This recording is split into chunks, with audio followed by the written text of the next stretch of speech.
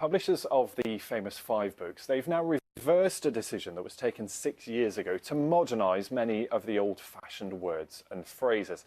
They say that the new versions haven't gone down well with young readers. So let's hear some of the famous 5 as it was originally written, and we've highlighted some of the classic phrases that have now been reinstated.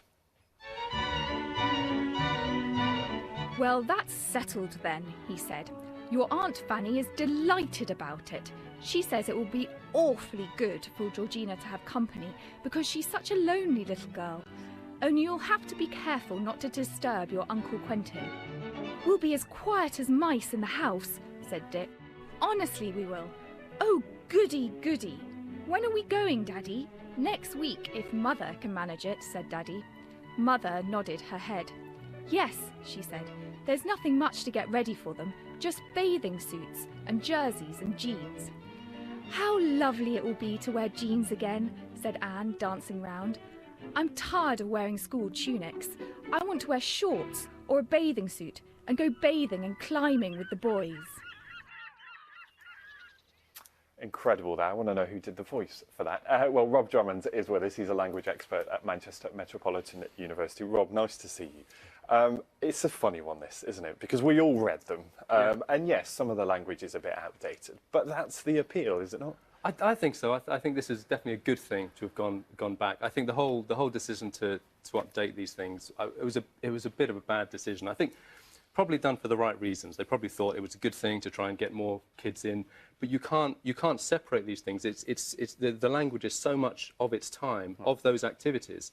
To then just take a few words and change them doesn't really make a lot of sense, because it's all to do with the rest of the language, the phrasing, the grammar, the subject matter, but also, most importantly, the actual stories themselves were of that time. You need to use language of that time. So I think it's definitely a good thing, but it was a silly idea. We said in the intro that it didn't go down well with young people, but it strikes me it might also have been the parents, because as parents, you probably want your children to read the versions that you read and all of the charm that went with it. Well, that's it. And I think that, you know, as I said, well, I'm glad they've reversed this decision, but I hope it's not done with the sense that it's going back to the kind of a proper language, because you're right, that is an issue. I think parents read it and think, well, this is the language that I grew up in. This is when language was good. Parents, older generations always complain about young people misusing language.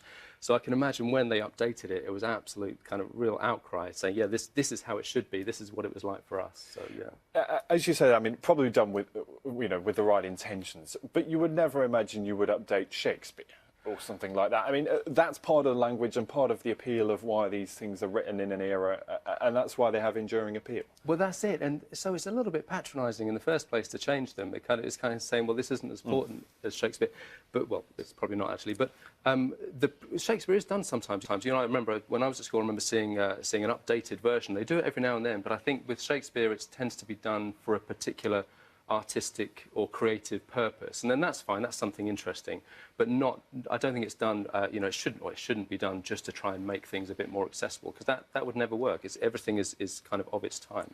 You touched on the evolution of language, and you're right, that the older generation tend to criticise the younger generation. This has been going on for years, the text speak or new language, but that's how a language evolves, and it's done so for centuries like that. Yeah, it is, and it'll never change, and that's it. And that's the way that these books could be used, the original books could be used as a real kind of teaching tool. I think that's how they should be used. Keep them in the original form, but then use them to show how language does change. And it will change, which is another crazy thing about trying to, when they first did it, I think they said it was to try and make them timeless.